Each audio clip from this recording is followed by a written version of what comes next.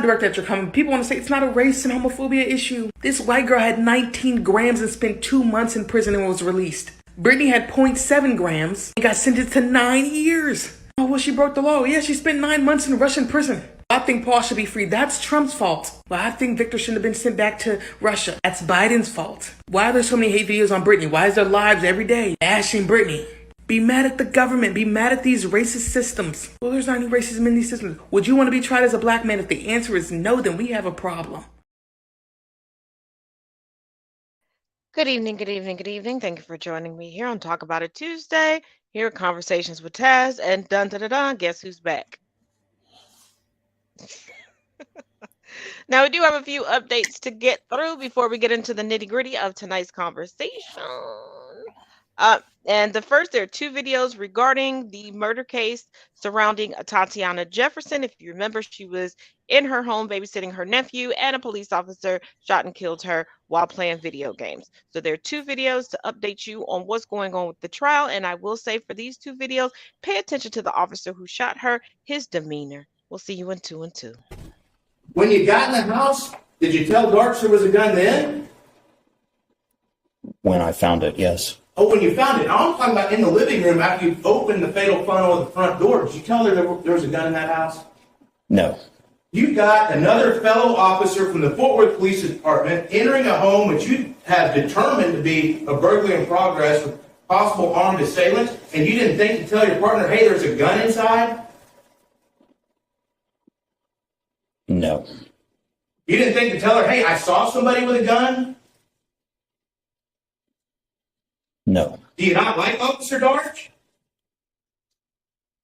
I like her just fine.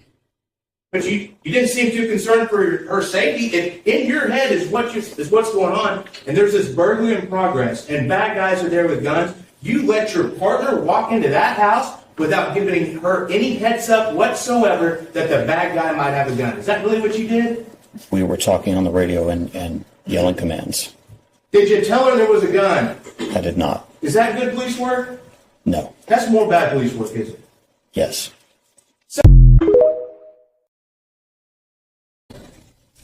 So you get back to that bedroom and you finally see a Tatiana Jefferson. How fast did you start CPR? I don't recall. Did you see the video? Yes. You saw us play States Exhibit 1, right? Yes. How fast did you start CPR?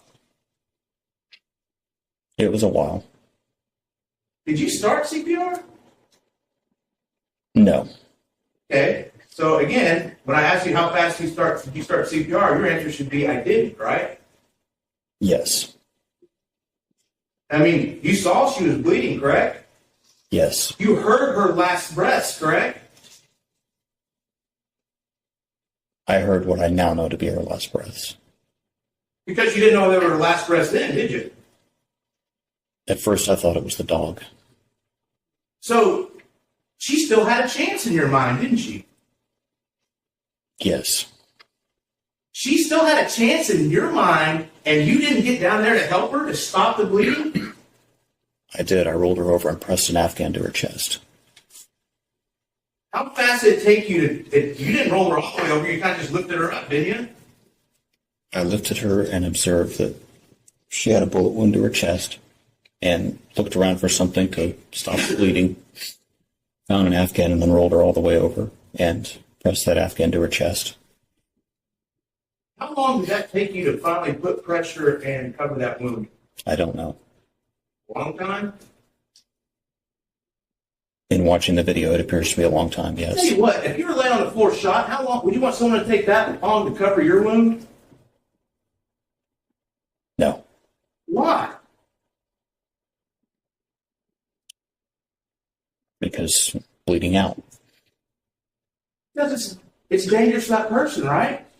Yes.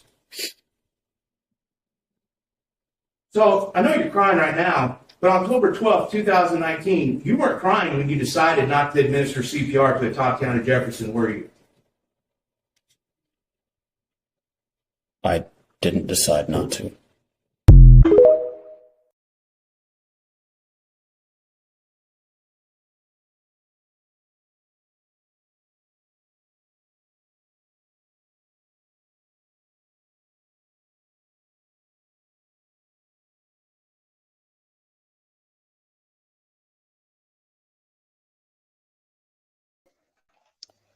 So you thought the dog was wounded?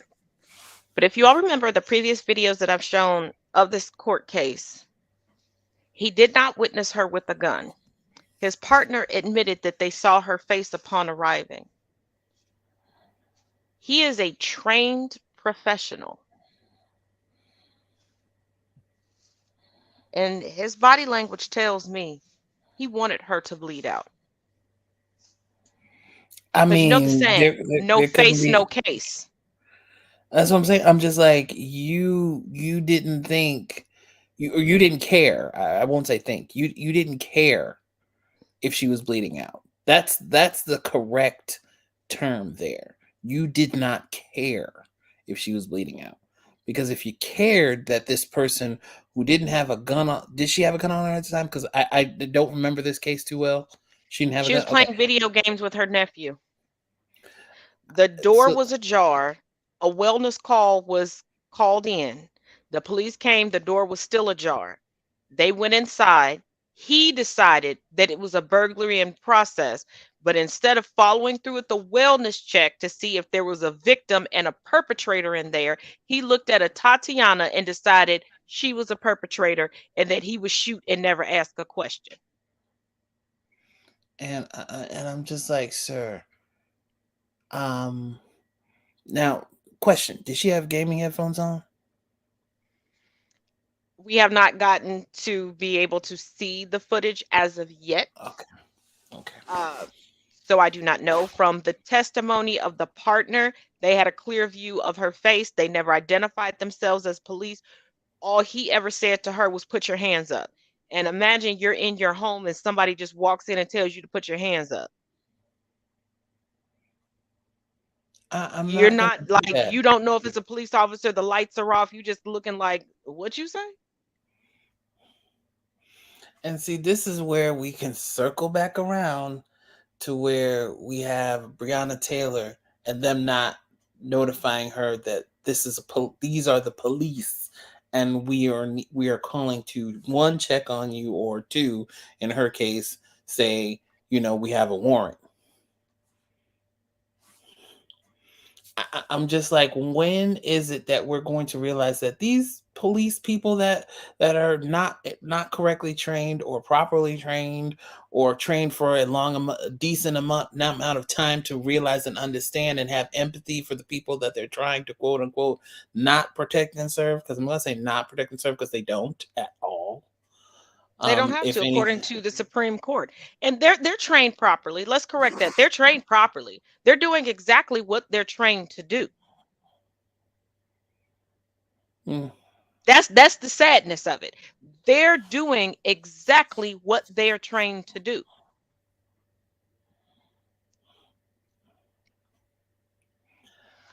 And to further bring home that point, okay. Go ahead.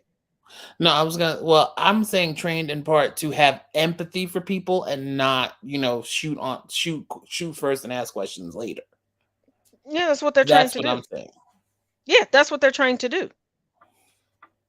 They're not trained to be investigators. They're not trained to be interrogators. But to further drive this point home, coming from the Business Insider, leaked documents indicate over 300 members of far-right paramilitary oath keepers may be current or former DHS employees, Project on Government Oversight reports. Here are the key notes. A leaked membership list suggests that oath keepers have infiltrated the Department of Homeland Security. More than 300 members of the paramilitary group describe themselves as current or former DHS employees. DHS did not immediately respond did not immediately respond to a request for comment. Of course. They're not going to admit that. And see, that's why they voted down that I think it was a way to basically filter out these white supremacist people who were in law enforcement. They weren't going to let that pass. Come on now. Oh, they Let's be voted real. out. Here's the thing. If you were shown to have any affiliation to a white supremacist group, you could not be considered for a military or the police department. And this was their excuse. We wouldn't have anyone to recruit. Let me say that again. They said we wouldn't have anyone to I recruit. need a drink on that. Hold on. I need a drink. Give me a second. The shenanigans.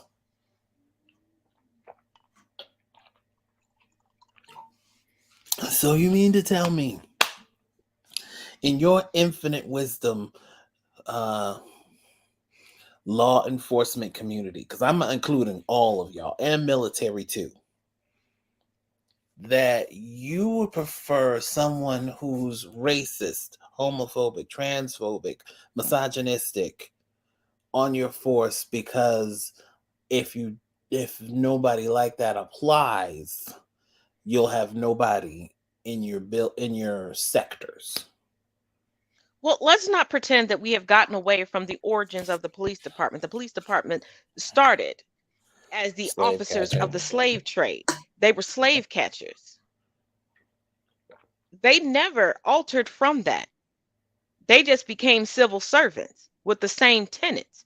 That's why melanated skin and marginalized communities are always looked at as weapons. You know, I can understand. Now, I'm playing devil here. I'm playing full-on racist devil here. I can understand if we were superheroes and we had superpowers, like actual superpowers. Then, okay, I can understand that you might fear for your life because you don't know what superpower I have. Fine. But baby, we're not. We are full-blooded human beings. I bleed red just like you. But are we though? Because we're not so easily defeated by the sun. We rise in spite of. We had to learn Right. whole new languages and teach ourselves through, because if y'all look up the origin of Sunday school, that's how we started educating ourselves and getting ourselves educated. We were able to put together the first almanacs and atlases of this country. We put together the groundwork and the architecture of the foundation of the District of Columbia. In spite of, we rose. So that's why the great and legendary Stan Lee said, you know what, let me pay homage in the most prevalent way. Let me make the X-Men. And see, here's Because the if y'all funny don't thing. realize the X-Men are black folks. And see, here's the thing. I think because you played it on here on one of the shows, I think I was on or I was just watching. And Rogue was supposed to be black. She was supposed to be black.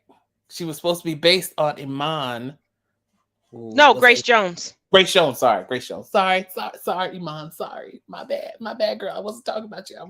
There are several characters that ended up white that were supposed to be based upon black women, but unfortunately the illustrators chose not to do their due diligence while these women were gracing the covers of everything. And we still had actual newsstands that you had to walk past every day to get anywhere. I'm just saying, Grace Jones in her day, I mean, Bond. First of all, Grace Jones to this day is in a time capsule. Sister Girl ain't aged since 1989. Let's be real. I'm just I saying. saw her recently on a runway, and I thought it was, y'all, I kid you not, I thought it was like her daughter or somebody. But then they announced, like the designer came out, was like, "Thank you, Grace Jones. I know that you're retired." What? Well, not for anything. What? Let's be real. Let's be real. Even though we have some issues with this one, Naomi still works too, even though she's quote unquote retired. Okay, first of all, I know that there are people that say that we're supposed to have an issue with Naomi, but I love Naomi's care and energy. I love it. I love it. Throw a phone, baby. Remind them. Be as messy and as shady as you want to be. Because when she told that white woman, "Do not compare yourself to me. We will never be on the same level. When I'm in my grave, I will still be above you, baby." I felt that with my soul. Yes. Yes, ma'am. Remind them that you walked in them stilettos so everybody else could run. And I mean everybody, because Naomi didn't just pave the way for us black models. She paved the way for every model to be different and to set the standard. So, little Miss Kendall Jenner, while you sitting here bragging about you can pick and choose your shows, guess who did it first? Guess who did it first? And people kept telling Madam Campbell that she couldn't, that she wouldn't work again, that her paychecks would be cut. And guess what didn't happen? I'm sorry. She still is flawless when she walks. I'm sorry. There is no one. I mean, the only person I could honestly put her up against in terms of a runway walk would be Miss J and Grace Jones. I'm sorry.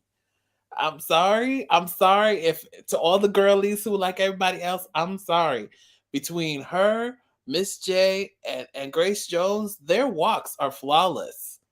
I have never Yes. seen that somebody to top or be more stunning and to adapt to the And you to know the how I feel about to Miss J. Can't nobody say a crossword about Miss J, because that,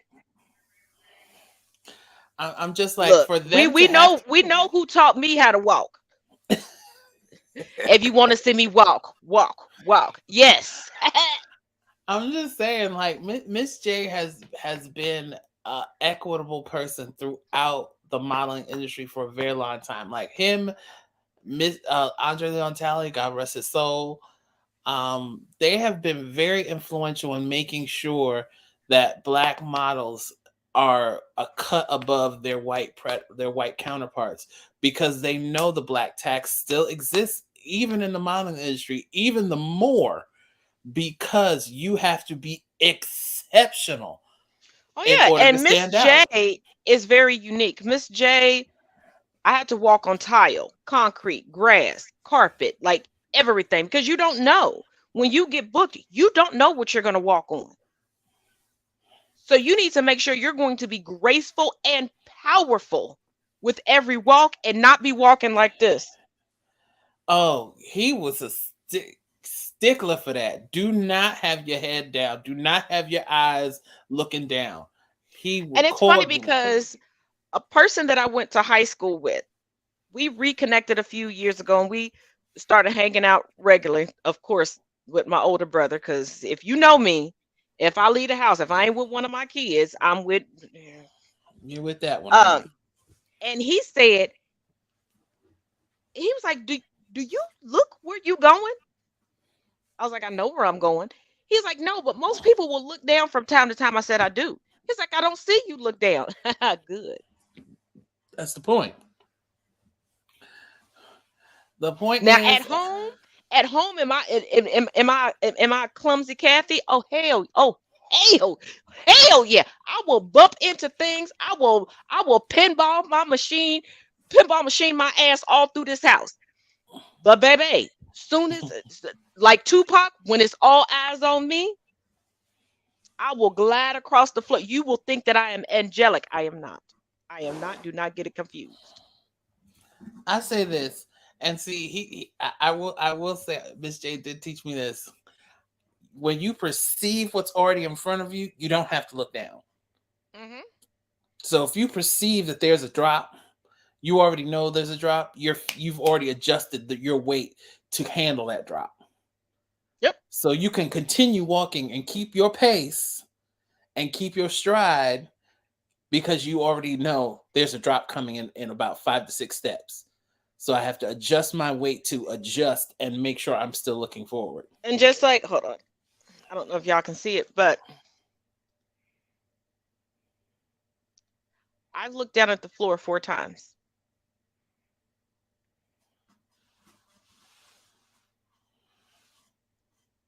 Thank you, Miss J. Well, let's continue because I know we got more stories to talk about, and then we got a serious subject. I know we want. Yeah, I I'm wanted trying to speak do about. the first half, and then we'll run the ad. We do have a January 6th update. You know, I try to keep y'all updated. Also, real quick, slight update. The trial that I was covering until all the election shenanigans, my apologies. I almost forgot that sentencing was coming down today. But good looking out to my weirdo squad. The gentleman who drove through the Christmas parade, a life sentence is 100 years. 76 life sentences. Wow. We did it, y'all. We did it, y'all. We did it, y'all. Nice.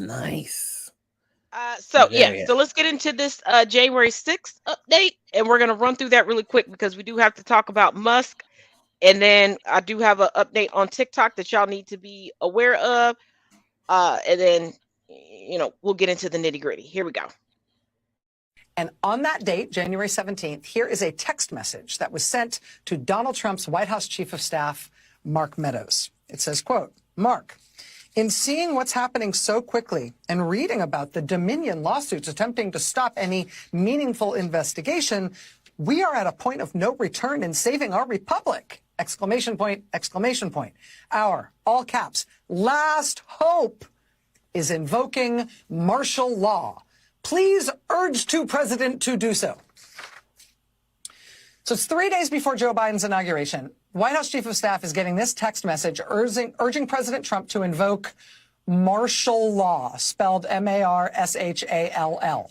Misspelled, as if the person sending this law thinks there's a Marshall's Law and maybe also a Ross Dress for Less law, possibly a TJ Maxx law that could be invoked as well. What he means is martial law, M-A-R-T-I-A-L, as in suspend the Constitution and put the military in charge to rule by force.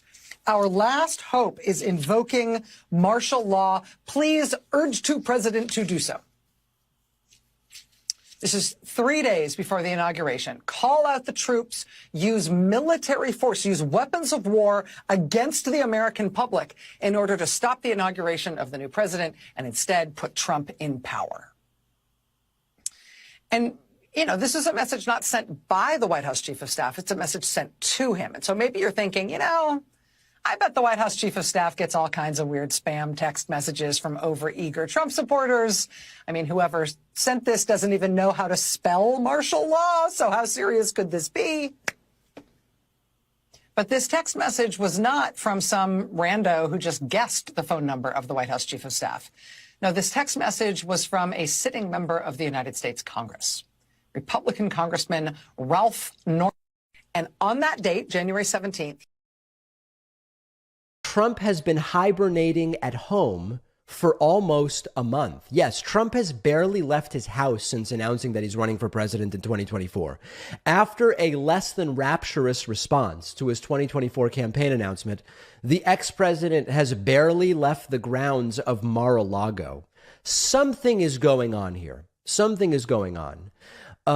Bess Levin writes about Trump's preparation to announce the bid for office and the assumption that this would start a 2-year period in which he would be feted the world over. Everywhere he went, people would spontaneously break into song and dance, thanking their favorite president for stepping up to rescue the country.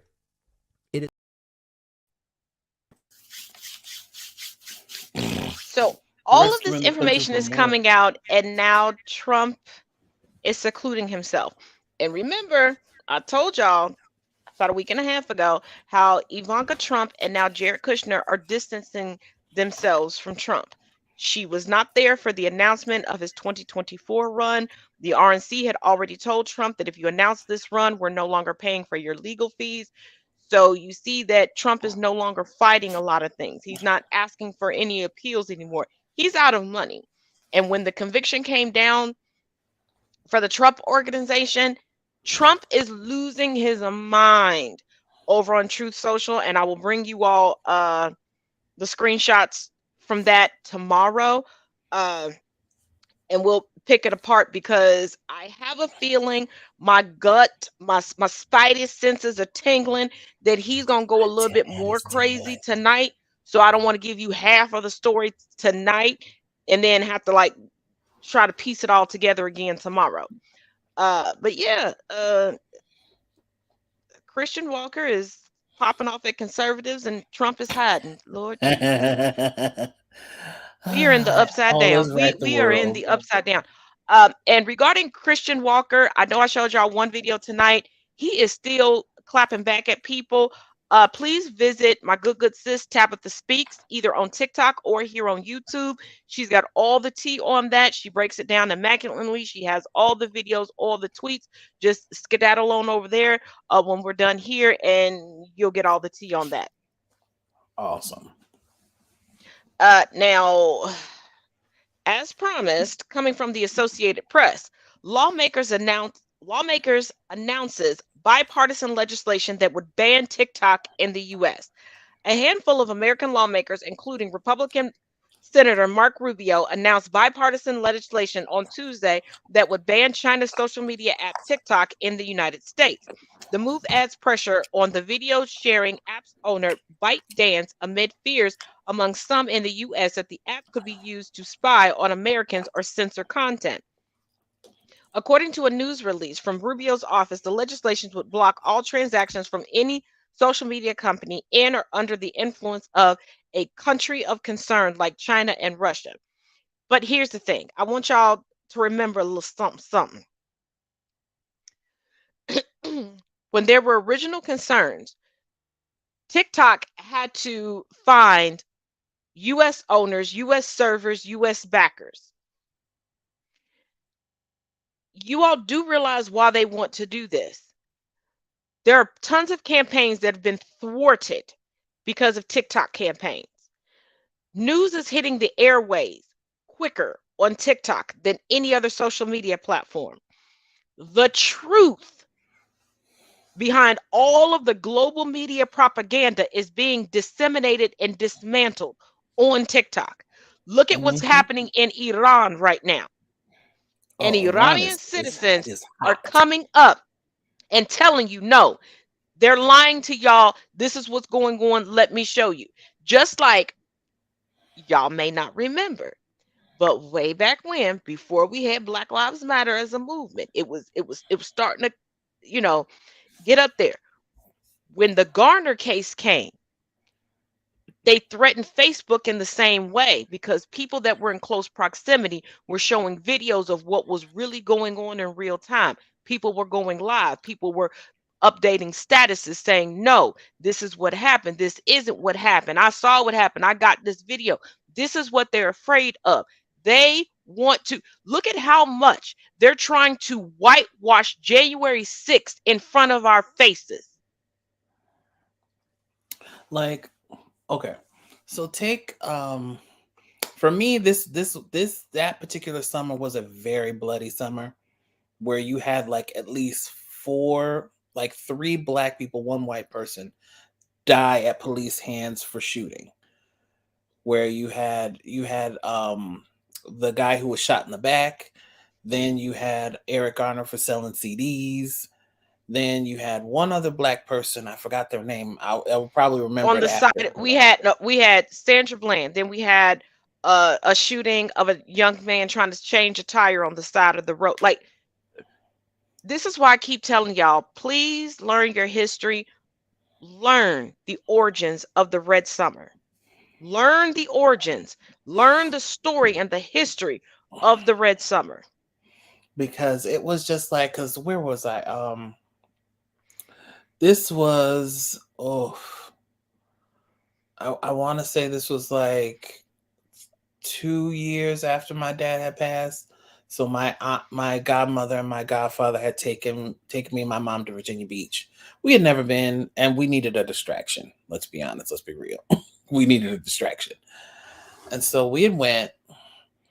And when I tell you the news cycle, when we got there, was dominated for that almost that whole entire week. I had to turn it off. I had to get like not look at it because it was just that bad. Because they were discussing about Eric Garner and like he was trying to say, they kept saying he had a gun. And there were two angles that this situation was filmed at. One, there was a couple in their car and they saw the whole thing go down. They saw the policeman literally say he had a gun, but there was no gun there at the scene when they were there. They heard him say, "Why do y'all keep bothering me? I'm not doing anything."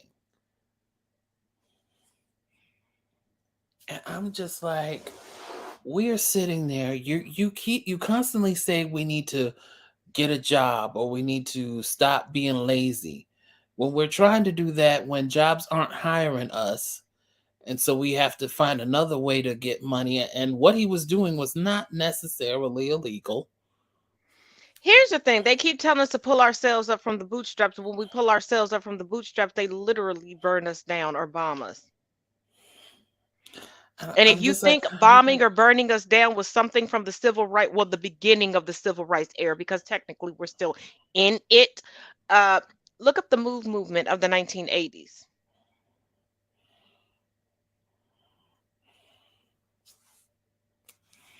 I'm just like, y'all keep moving the goalposts, but expecting us to catch up and pass the finish line. But if you keep moving the goalposts, how can I pass the finish line if you keep moving it? Well, they need to move it because mediocrity is not going to cause you to rise to the top.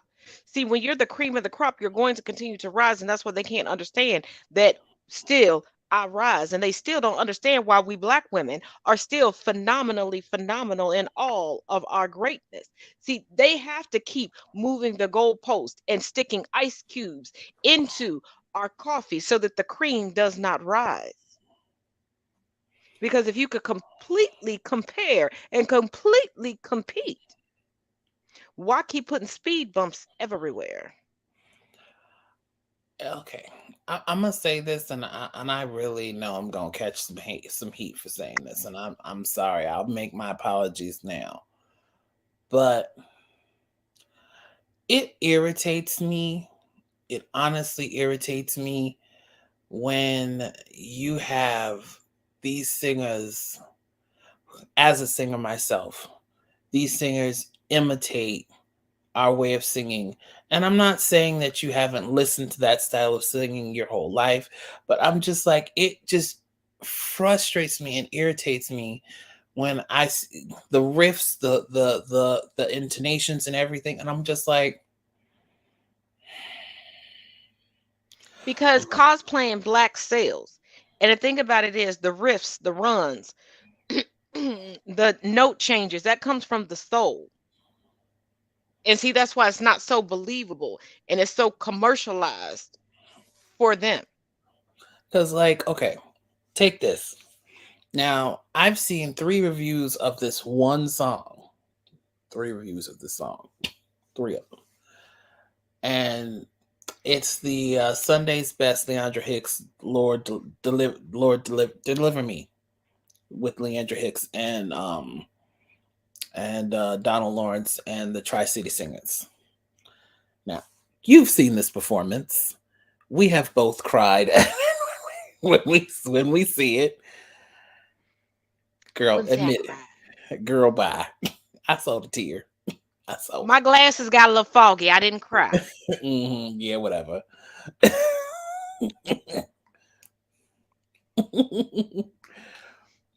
And I've seen 3.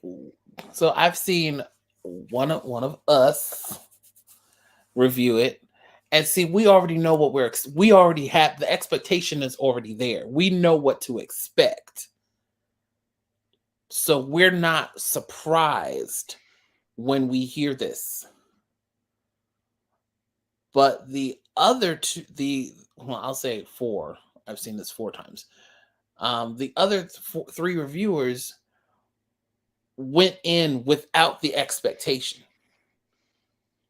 and were surprised and shocked, and the emotion that was driven into them by her singing it. Now we all know Leandra can go for a moment, and when she hits her stride,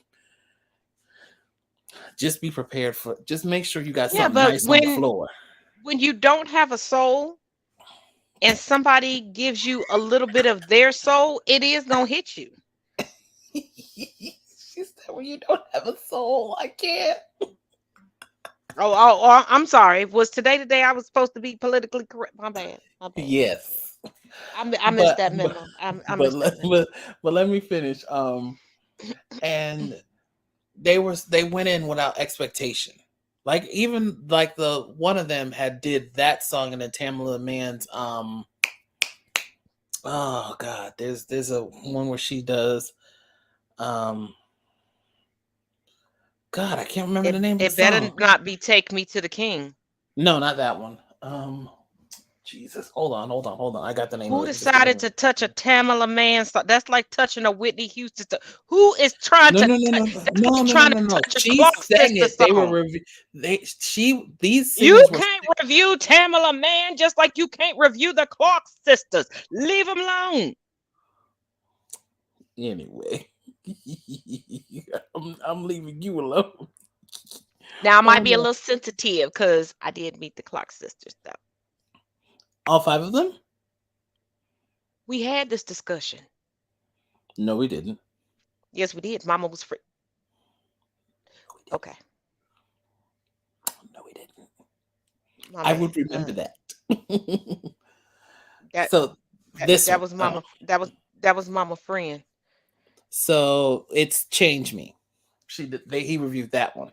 Live performance. Okay, or was he? No. Oh. So he had 5 minutes of a soul and didn't know how to handle it. Girl, they was both. All 3 of them was crying. Ooh, yeah, that's what happens when you get a soul for 5 minutes. And I'm just like, hey, at this particular moment, it is what it is. And like I had this discussion with another person, a Black person, and I was just like, I don't understand how with us, when we sing something and we hit a stride, and then we can do a vamp up the yin yang. We will take words from the chorus or something, and we will just vamp it and just continue Because on in the song. First of all, and you know this to be true, we choose songs that we can feel. And as you're feeling it and making it your own, the emotions take over. So that emotion plus God-given talent on top of you honing that talent. That's where you get the riffs, the runs. That's where you get folks like Mama Patty, Miss Voulez-vous coucher avec moi?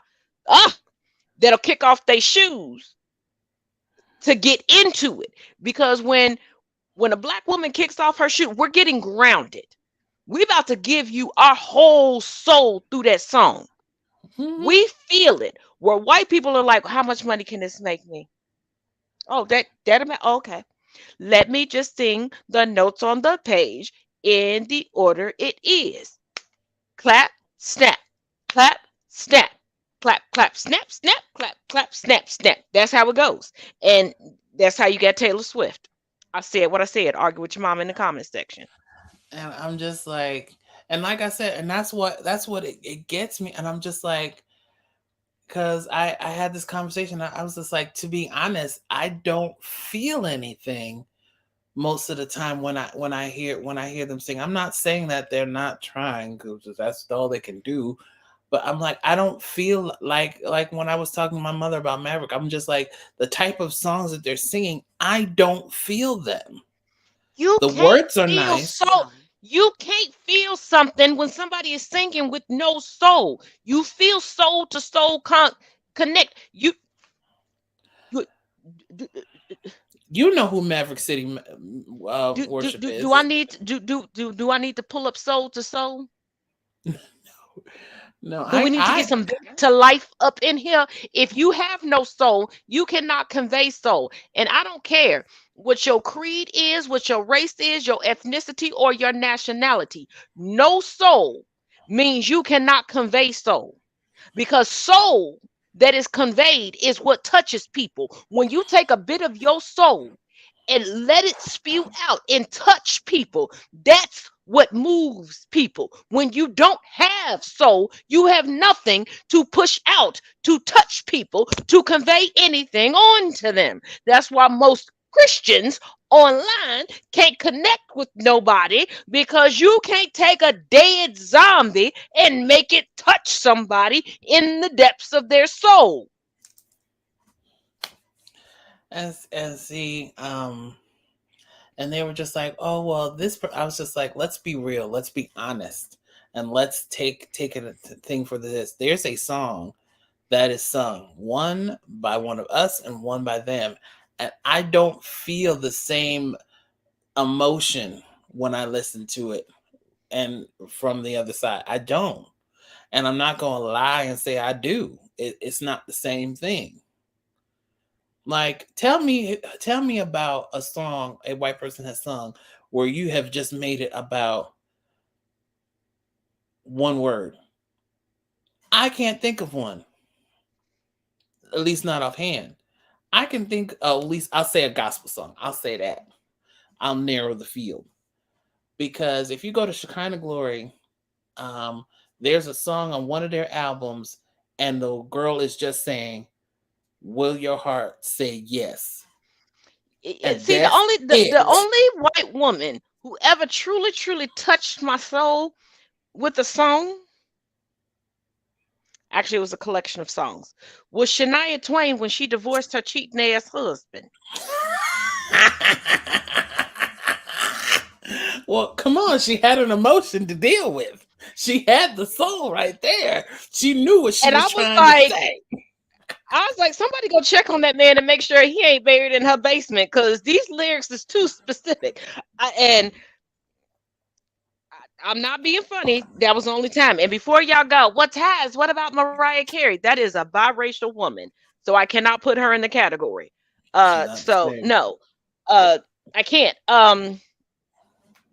Oh, wait a minute. Let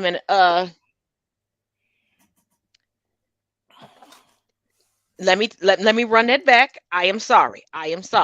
Actually, there are two white women when singing. They have touched me. Taylor Dane and Miss Fire and Ice, Tina Marie herself. Because I will say Tina Marie did sing with passion and vigor. Some people be like, she wasn't the strongest vocalist, but she was a very emotional vocalist. Like, you felt it. Like, a lot of people were like, oh, I didn't know that she had a relationship with such and such and such and such. How do you listen to Fire and Ice and not realize this woman was singing from experience? And Taylor Dane, if you're not up on who Taylor Dane is, when we get done, just type her name into the searchy bar here on YouTube. Taylor Dane been through some stuff. And I think Taylor Dane been through some stuff with some black men, because she was singing Black Woman Pain. Because I used to look at her like, baby, do you know you're not black? Like, that's Black woman. Like, who your baby daddy is? Like, what is going on? Who your daddy is? Like, who hurt you? Who hurt you, ma'am? Right, like, she had that Black woman. I can't wear my hair the way that I want to wear it. I got to deal with these crackers at my job. Like, that's the pain Taylor was singing with. And you would look at her like, bitch, you. You know we can see you. You white. We see you. And I know y'all probably be like, "Well, Taz, what about Miss? I'm falling in love with you." Yeah, she got some soul, but she still knows she white, okay? Because she got a whole white man to make babies with. She knows she white, Who we okay? talking about? Which So one is this? and then as much as I love Amy Winehouse, once again, she had the soul, but she didn't have the struggle soul. See, there's a difference between having soul when you sing and having the struggle soul. Like when you listen to Fantasia and Jennifer Hudson sing, that's struggle soul. And as much as y'all try to clown Mary J. Blige for her vocals, that's struggle soul. I done been through some shit. I want to shank this motherfucker in his sleep, but I can't because I ain't built for jail type shit. Or I done made too much of a name for myself, so they gonna have to put me in solitary till I die, and I ain't built for that shit, and I don't like uniforms. Okay. Well, I know what else do we have to talk about? Because I know we went off on a tangent there. Okay. I know in the description of the video I said that I would talk about Elon Musk tonight. We will table that till tomorrow. I don't really know how to set this up.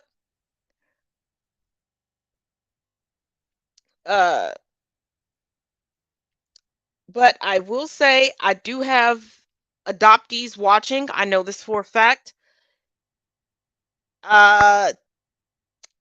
In the description of this video, I did say that we would be talking about the adoption to grooming pipeline. If this is not something that you can handle, please log out now.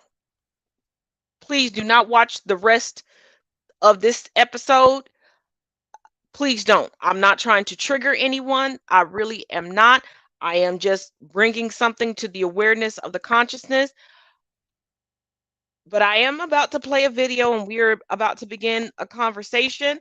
And this conversation will continue over the course of the next few weeks. I'm going to bring adoptees on and we're going to. But if this is something that is triggering to you, please end it now. Click off. Go do something. Go make some cookies, pop some popcorn, do whatever takes you to your happy place. Please. I am doing this to bring awareness. And like I said, this is the beginning of a larger conversation. And I will have adoptees and etc. in the coming weeks, like starting Thursday, to come on and also discuss this. But if you cannot handle this, please leave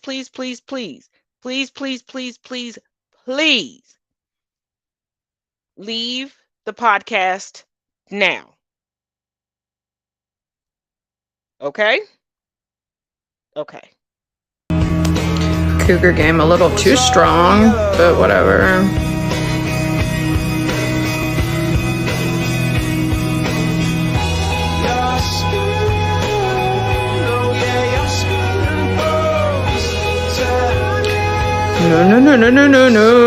No. Oh no. What the fuck? You didn't understand the assignment. Kid, are you okay?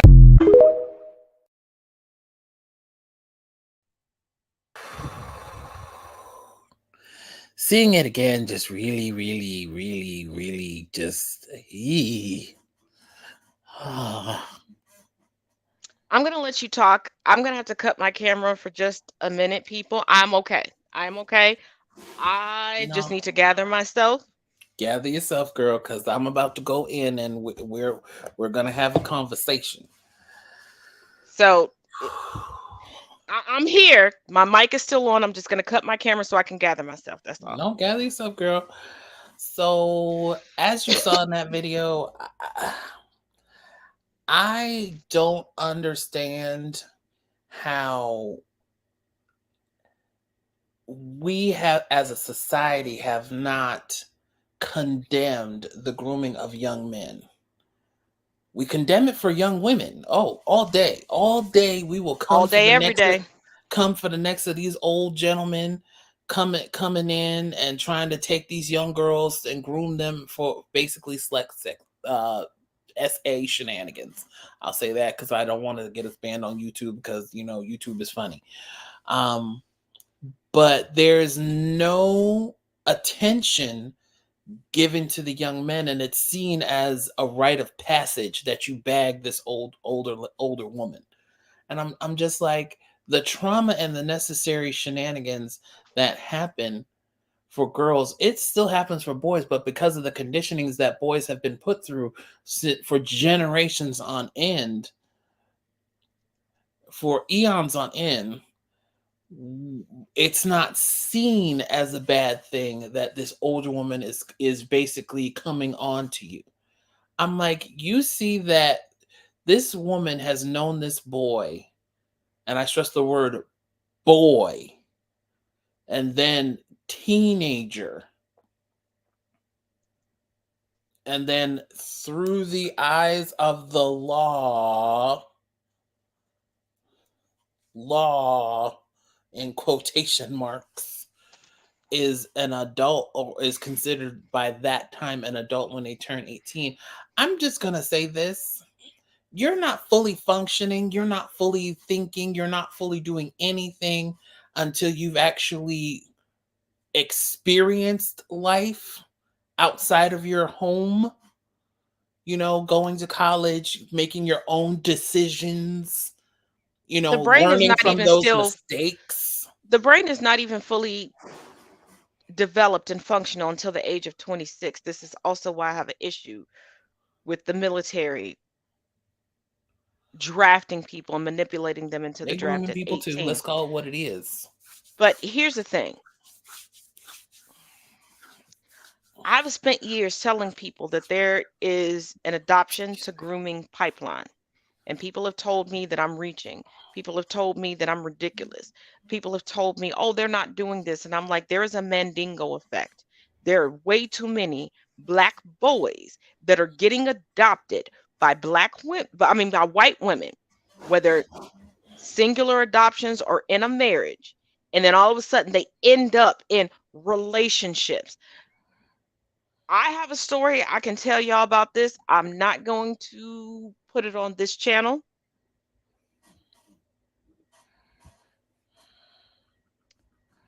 I can explain to y'all when I do the story time, but take your time. Take your time. It's okay. As someone who has had someone try to legitimately steal their children, their boys specifically, to sexualize them,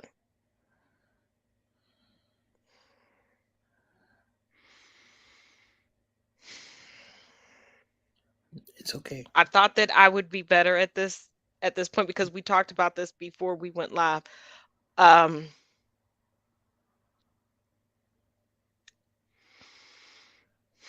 Yeah, Woody Allen, Charlotte. I'm not getting teary-eyed for any other reason other than I'm frustrated and I'm pissed and I'm trying to choose my words carefully because I don't want this live cut off. I don't want this page taken down. I don't want this message missed. But there are too many people who are looking at small children, and I'm sure y'all have heard it. Oh, he's gonna be a lady killer when he gets older. Oh, I'm gonna wait for him. Oh, you gonna be my man when you get older. And people laugh that off. But just like the video that I just showed you, this woman had that intent. Did you see that young man's eyes? She's holding something over him to keep him there. Mm-hmm. He's terrified. He's not happy. This is not even though this is forbidden, we fell in love. Because I'm old enough to remember. It was a Lifetime movie. Actually, it was one of the first 3 Lifetime movies I ever saw, where there were a stepsister and stepbrother who fell in love with each other. And they made a whole Lifetime movie about it. And they were like, we couldn't help it. They met each other as teenagers. They didn't grow up from everything else. They bonded because they had fucked up parents. And everybody was like, give them a pass. This ain't it. Did y'all see the ending photo? That was a whole damn family. This woman had a husband. And she's now dating. And screw it. She's fucking her adoptive son.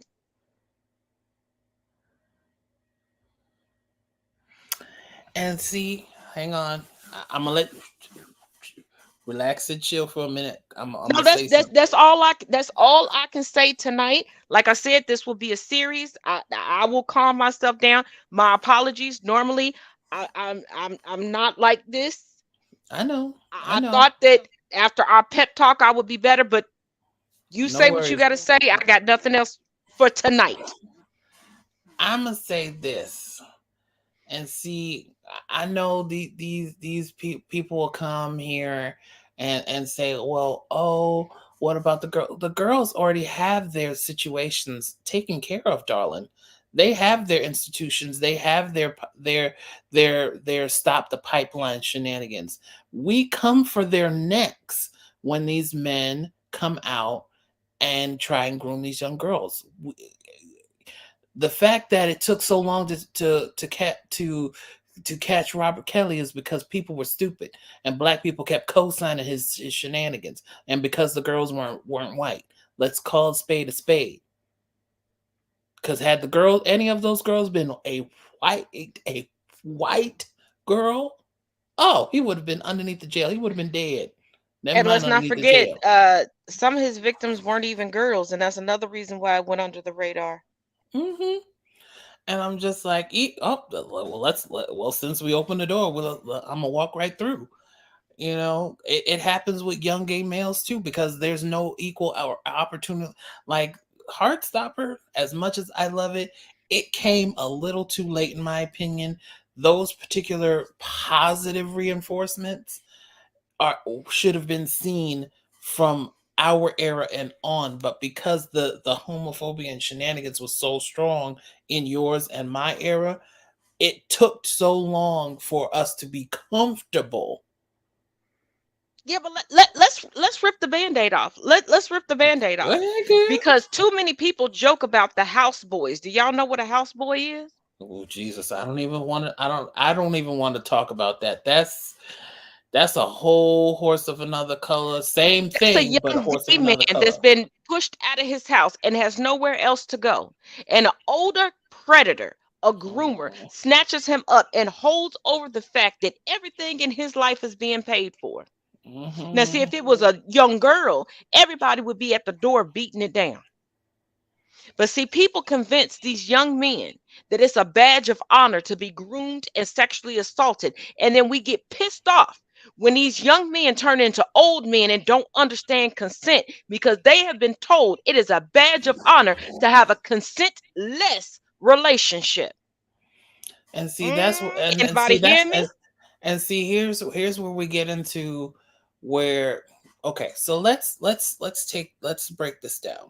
And I know we you mind if we go over a little bit, or I don't care. Okay, so fine. So let's break this down. We have a groomer, whether it's woman, man, it does not matter at this point, because it'll still happen. So you have the groomer, you have the young person in question, whether it's a boy or it's a girl. I don't care which one it is. It does not matter at this point, because the splintering still happens the same exact way. So after they've been groomed, and then the groomer in question either loses affection or infatuation or lust or whatever you want to call it. Most likely it's lust with the particular person, and they throw them away like trash, because that does happen on multiple occasions. Because trust me, as soon as he hits 30 or 35 or 20, well, most likely 35, she will be too old, and she'll be like, I'm done. I've had my fun, and move on. Let's be real. And now you have a person who doesn't know how to view consent, how to have an honest relationship, how to view relationships in a positive light. The amount of trauma, sexual, mental, verbal, maybe even physical, that has happened to them has caused them to now view, I need to be dominant in the next relationship I have. I need to be I need to physically assert my superiority over the next person I'm involved with. Anything that happens there, their brain is focused on, I cannot be the submissive person in the next relationship I go into. Women, I don't know. Maybe you can speak on that. How the splintering happens for them. I can speak for it from a man's standpoint. So from now, if it's a woman who's been your groomer, you're going to be more aggressive. You're going to be more out there. You're going to be literally trying to bag everything that you can, because the consent shenanigans the consent limiter has been shut off. Your consent limiter has been shut off. Or like I Or said, I will go into more detail with this on another platform in a live. I'm Mhm, not going to make a series of videos on this mhm, because there is somebody, and DMAC knows this because I've talked to him extensively and asked for advice on this. I am helping someone get out of a situation that, now that they've matured and had some life behind them and been around other people, they realize that they've been groomed. And the mhm, person was originally a foster parent to them. mm. And they've married this person. And this Oh, person, now that he has come to a certain age, this person is like, well, I like, they're expecting them to be like a 50-year-old man. And now they're like, oh, I don't want you to touch me. I don't want you to be like, the sexual attraction is gone because he no longer has that teenage look. He no longer has that teenage body. He's been providing for a whole family. He's like, he's worn down. He's like us. You know what I mean? If you know, you know. Um, and he's to the point where he's not aggressive. He's to the point where he's like, yes, I want to get out of this relationship, but he's terrified to get into another relationship. He doesn't, I was he gonna. admits he doesn't know how to date. He Yeah, doesn't know how to have a relationship because he now realizes everything that he thought he knew about a relationship was manipulation. yeah. No, I And was just gonna. so I was y'all gonna. know, without going into too much detail, this woman went into another child's phone and got his number and started texting him Yeah, no, I and was gonna. I was presenting gonna go herself into as a that. teenager. So when he was originally responding, he's thinking, oh, it's a classmate that has a crush on me, and oh, her friend that I must be friends with gave. Yep. So see the second part, the second splinter. If you don't go into the first one, the second one is what the friend that she's speaking about. Because at that particular point, you have no navigation. Your navigational system of how to navigate, how to speak, talk, interact, even just be around the opposite or same sex, whichever you prefer, it does not matter. Um, there's no way to gauge that at this point, and so you go into yourself, and you're constantly overcritical. You're constantly realizing, like, oh my god, I don't know how to function like any of the functions that you had before this relationship or situationship or fluxationship happen. Those are all gone. Those opportunities have been lost to you. And so And now those you're that did, having to think on your own, or think on the fly, and you're just like, I don't know what to do. What do I do? and those that get caught up in this pipeline, whether it's the foster child to grooming or the adopted child to grooming, here's another thing. And no, I'm not making excuses for this type of mindset at large. I want y'all to pay attention to certain people who say this. When people are very adamant about their preferences, they are eliminating certain traits in certain people because they're eliminating their groomer from their psyche. When somebody's like, "Oh, I can't fuck with blondes. I can't fuck with redheads." Because their groomer was a blonde, their groomer was a redhead. When they're like, oh, I can't deal with somebody who listens to heavy, that's why. Yeah, I'm not those talking things. about people who say that they have a preference based on race or something. No, that's not what I'm talking about. And if you know, you know. When somebody is very particular, when they're like, oh, if a woman has a certain piercing or a man has a certain piercing, I can't rock with them. That's their groomer coming out, and they don't want to date someone where they're forced to look at their groomer every day. Now, Because if you fall for somebody who resembles your groomer, who resembles your assaulter, the amount of confusion that comes into your body, did I really like it? Were they right? Did I ask for it? Did I pursue this? All of those things come up where none of those things are true, but we are all still human. so there's a point in the show Wednesday that we both watched, and it's a conversation that both Bianca and Wednesday have, and she tells her something. Real quick, if you have not watched Wednesday and you plan on watching it, step out for a few minutes and then come back. Yeah, step out for a few seconds. I'm sorry. Spoiler warning now. Spoiler warning.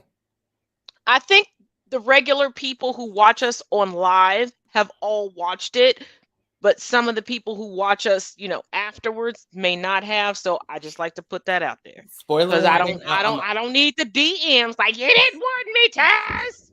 So I'm gonna keep saying spoiler warning coming in 5, 4, 3, 2, 1.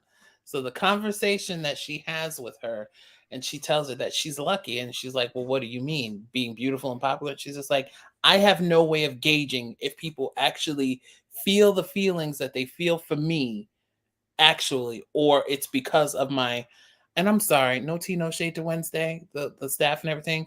It's charm speak. Right from Rick Riordan, Percy Jackson series. It's charm speak. Sorry to tell you. But anyway, I'm gonna keep going. But I love that they made the black woman the siren, because that gave a duality and a plethora of nuance to that. Because as a black woman, it's hard for us to gauge. Do you really like me for me, or am I a fetish? Which is why that scene stood out so much to me. And she looks at her and she was just like Wednesday actually had to think on her feet, because she was like, she's so used to being the it girl, or the girl who people are honestly making people think, and the fact that someone else had to make her think about what she's saying, she was just like, oh.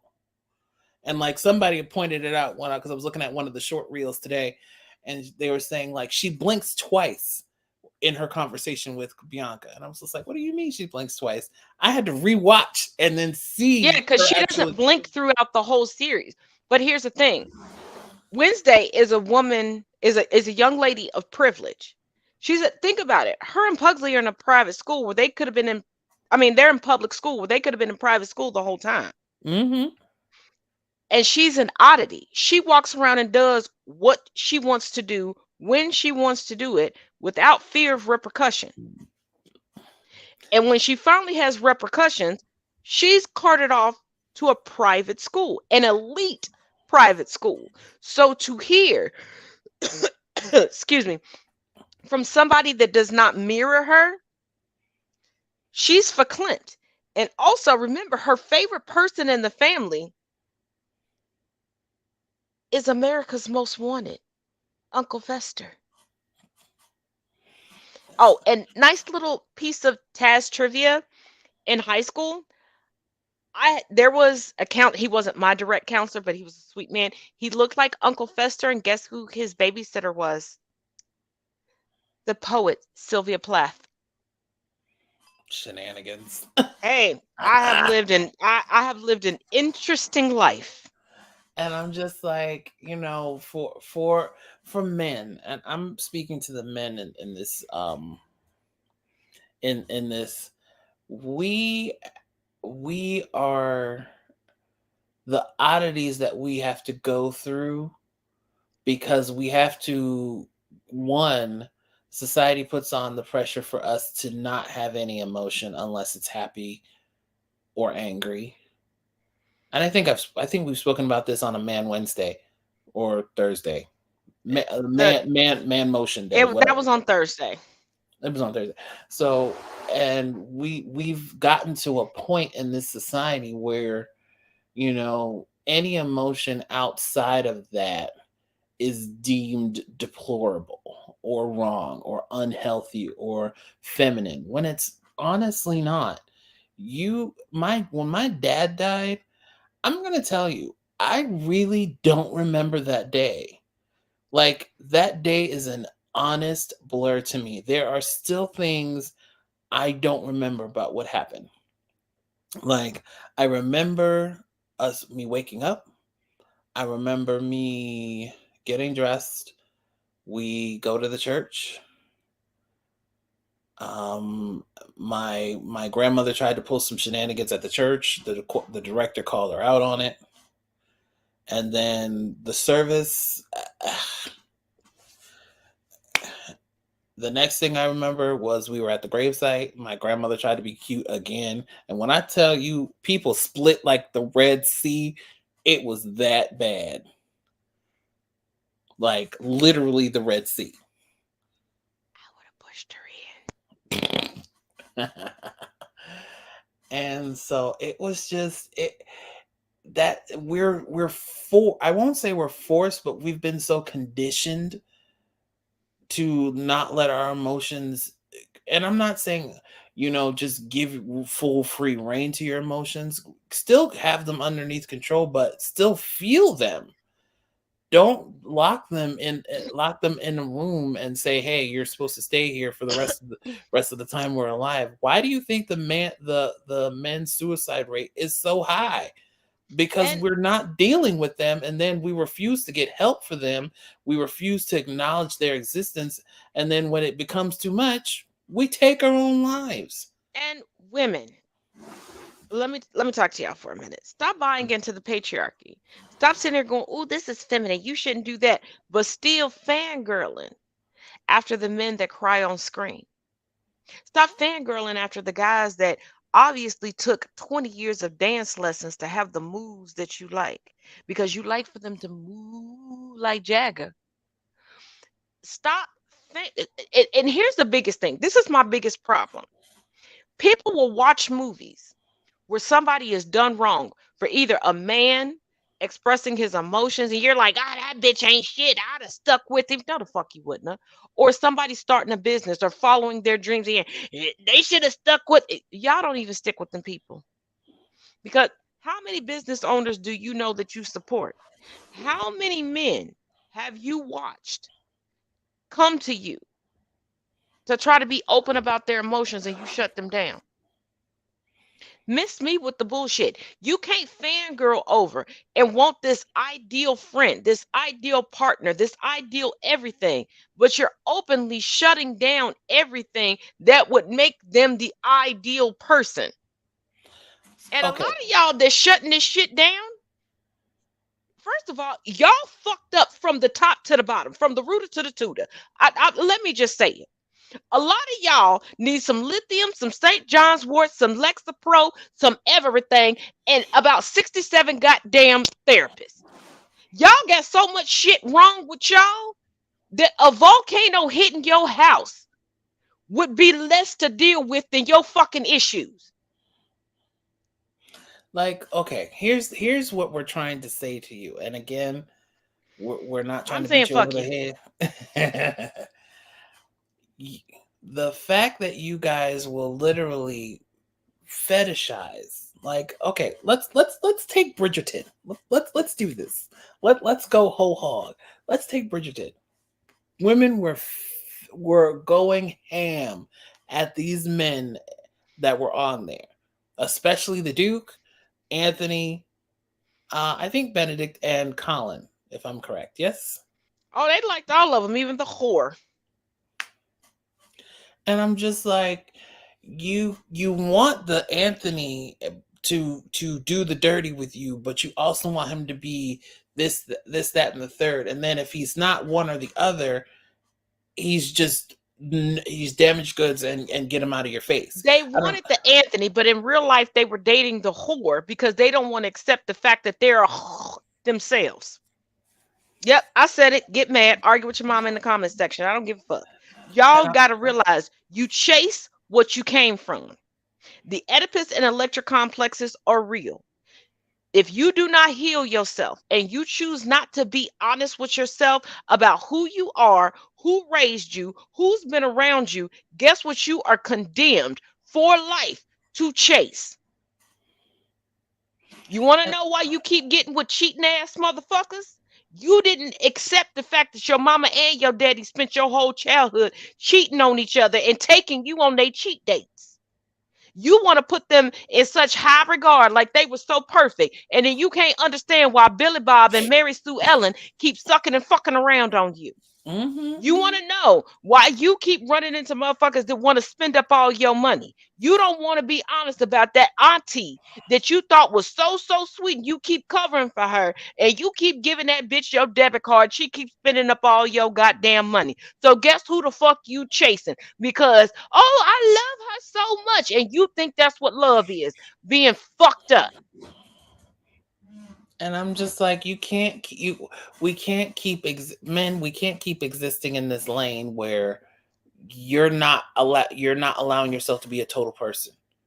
It's not helpful for you. It's dangerous for you.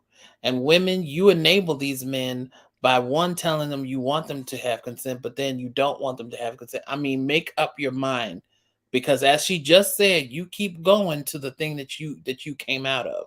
Whatever you were raised in, that's what you're going to keep picking until you decide to stop the cycle. And that's what we need to have happen, because the cycles in families, they're going to continue to go. And so these racists that we're trying to get to collect and have some sort of sympathy, they're not collecting, they're not shutting off, they're keep continuing to pass go and collect that $200 that their family has stolen from other people's hard work and labor.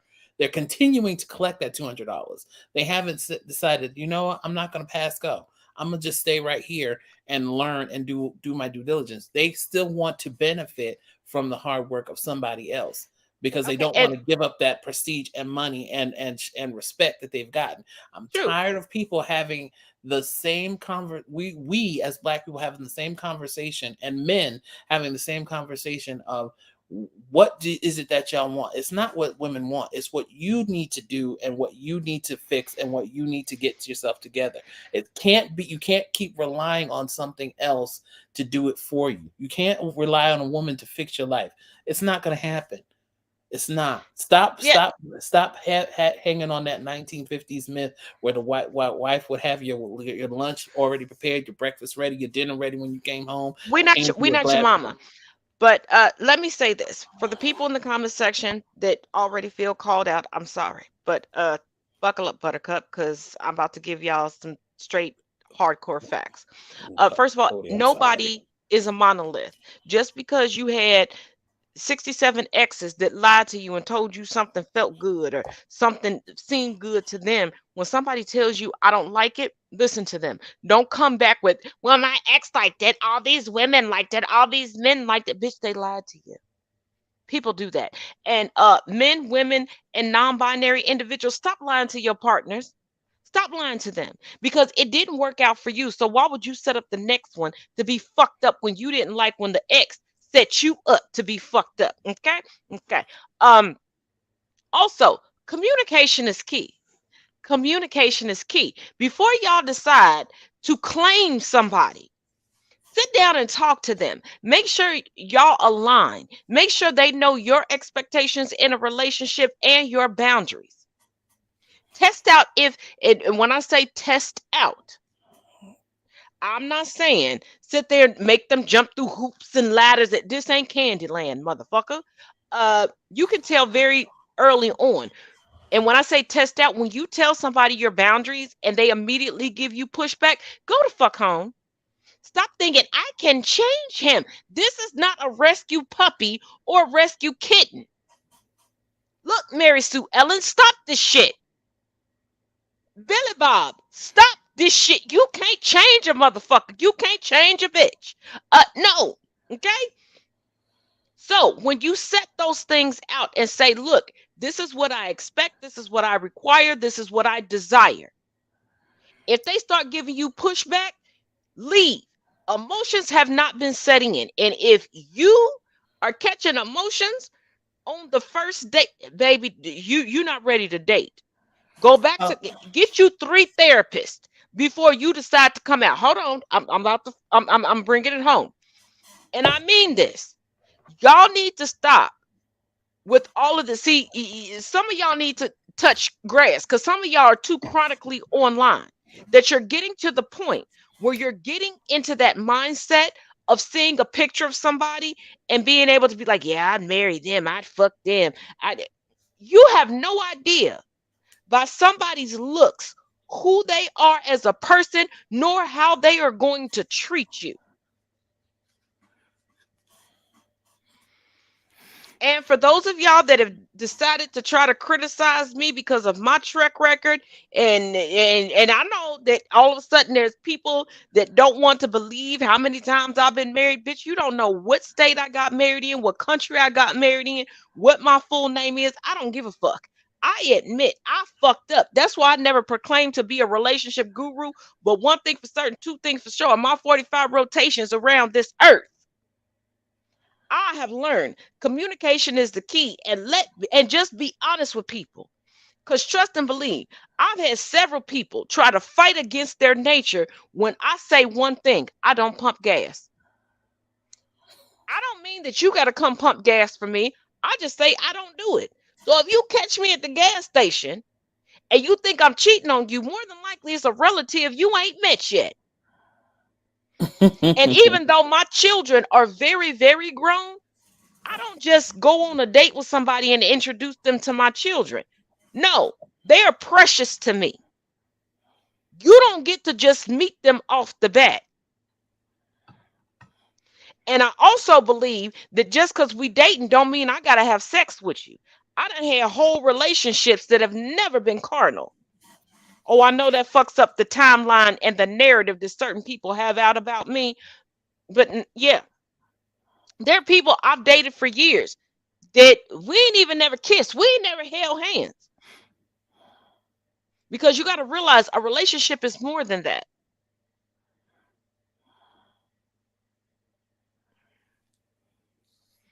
Go ahead and close it out, cuz.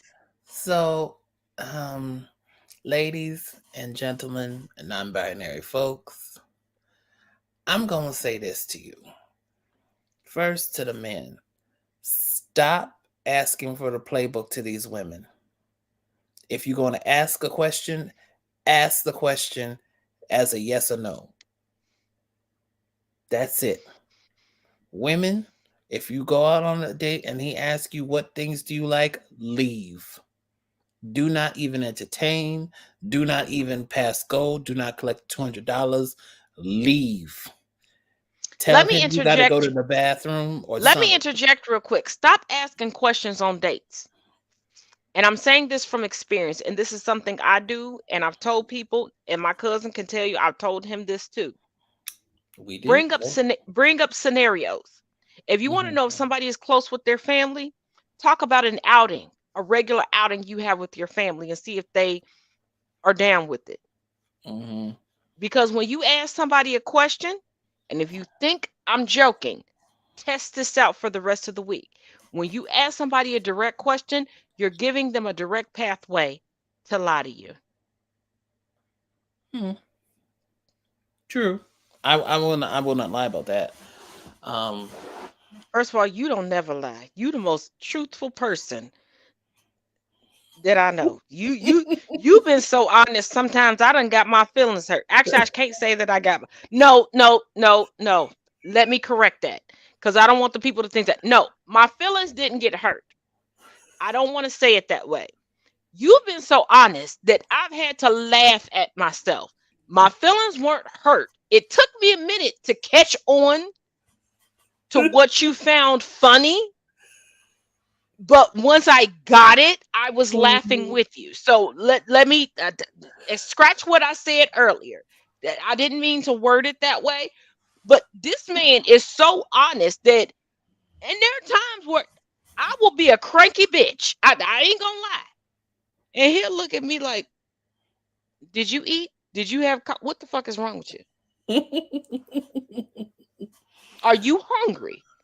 Are you in need of caffeine? Where's your water cup? And I'll be like, hold on, I'll be back. So He ain't gonna lie to you. He ain't gonna. I've gotten to that point where I'm getting close to that age where my limiter is about to be shut off. First of all, he act like he an 80-year-old man. He act like he's Sophia Petrillo chilling at Shady Pines.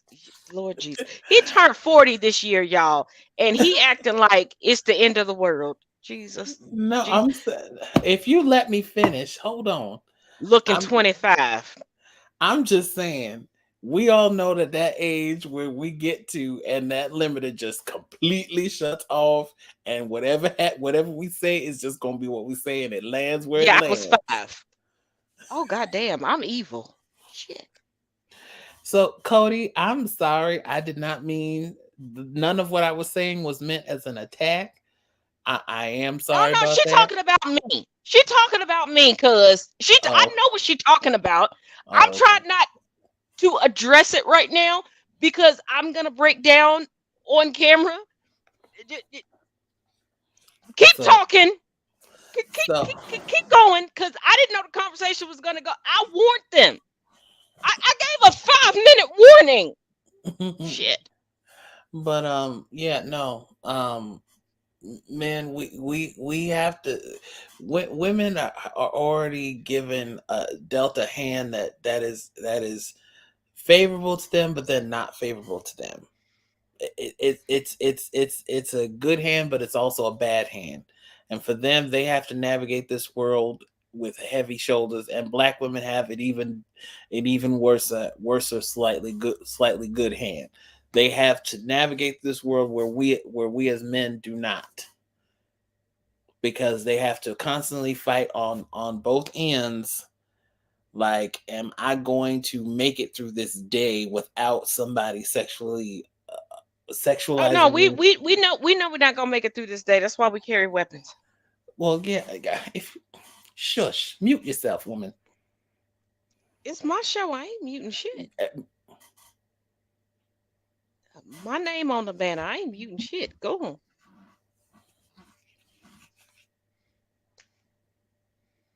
You call, I'm calling. We gonna be calling together. You got her phone number? Because she just changed it. And I work in IT. We gonna be calling together. Mm-hmm. You mess her up from the sleep. I'll be like Auntie Shirley. It's Taz. First of all, what you want for Christmas? When she go, what's my budget, baby? What's the budget? And that's gonna get her right there. When I say, baby, what's the budget? I thought you weren't buying anything for Christmas. I'm gonna buy something for her to keep my ass from getting whipped. How about that? Anyway, how about that? I'm a buy. I ain't about to get I'm 45. I ain't trying to get my ass whipped, and she'll do it on camera. Shit, no, hell no. But man, we have to honestly take into account that women are going to have the feelings and apprehension of us, because they're never going to be sure how we are going to act around them. They're not. They have no clue. They have no instance. There's no, there's no neon sign over our head saying, that's a good one, that's a bad one, avoid that one. There's no neon sign over us.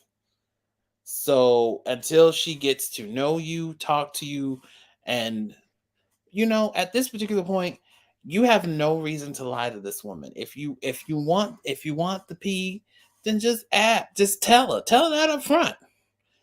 And if she says no, keep on scrolling. They outnumber us. Let's be real. So there's gonna be one of us.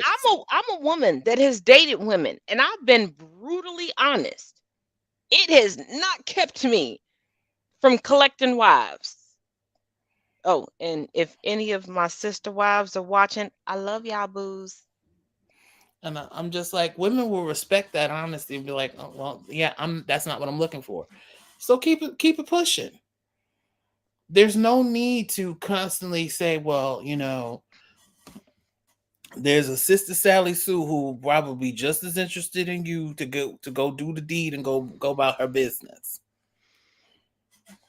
So the fact that you guys don't realize that you being honest with her, hey, maybe she may not be ready at that time, and she may see you down the street 3 days or a week from now and be like, he look good. I think I maybe I want to give that a try. But that's her decision, because now she's had time to ponder over you, because like, he was honest with me. At least he gave me the benefit of the doubt of either saying yes or no. And then don't he be walked away. Derek Jackson. Don't be Derek Jackson. Women will respect your honesty over everything. Over everything. So if you are honest with them, trust and believe they may surprise you, because quiet as it's kept, they want to do it just as badly as you do. And I know that a lot of men are lied to about us women and our stances. And first of all, women don't hate women. We don't.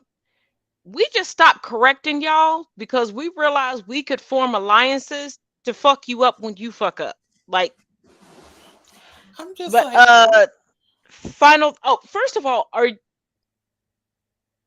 you gonna join us tomorrow? Tomorrow's Wednesday with Chris. I may be baking. I'm gonna be honest. Oh, you know what? You did say that. Never mind. I'm sorry. I forgot. I may be baking. I'll see. To be honest, since I'm gonna be baking most of the day, I don't know. I'll say that. I forgot about that, and you had already told me what time you were waking up. My apologies. I was thinking about the story that we had to shelve, but I can talk to you ahead of time, get your thoughts, write them down, and let the people know about that. My apologies. But final thoughts. Oh, and for those of y'all that don't know my good cousin over here, this is DMAC5 by 5 with the X on the TikTok. So get on over there, give him a good follow, because you can't be over here if you ain't following him. Come on now. And if you've been following me for a while, and if you've gone into my link tree or seen my merch videos, that is the prolific creator of Petty University. So, and just to let you know, starting in 2023, we will be bringing back Childhood Rewind on Sunday nights. And I'm just going to tell y'all, I'm going to have a specific wardrobe for Sunday Rewind. I mean, it might be a little petty. It might be a little feisty. I'm just...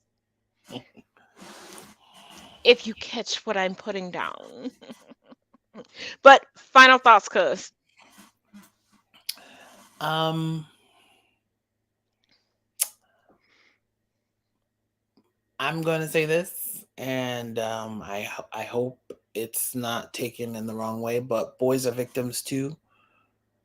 We have to honestly take into account the victimization that boys go through, whether it's mental, physical, or sexual. Because just like girls go through that, and even the more, because their mothers place on them this craziness of they need to know they feel like they're either in competition with them, they feel like they have to be the woman of the house when their mother is not there. They're given this huge responsibility when most of the time they're only like 4. So women but I will say this: women do have stations already in place to help women deal with those particular issues. I'm going to say, for the most part, men do not, because we're not given the same grace to deal with our emotions as women are. And I think we really need to take a look into that. Now, I know most men are going to fight me in this comment section, and I don't care. But I'm just like, think about it. If we were okay, that suicide rate wouldn't be as high as it is. It wouldn't. You're absolutely right. Just as a final caveat, I'm not gonna do an ending video tonight. But I do want to leave you all with this.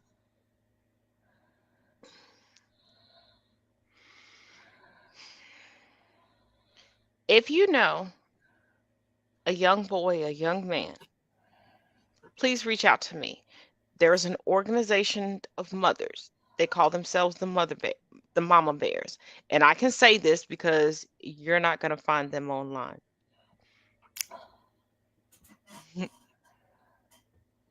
If you know, you know.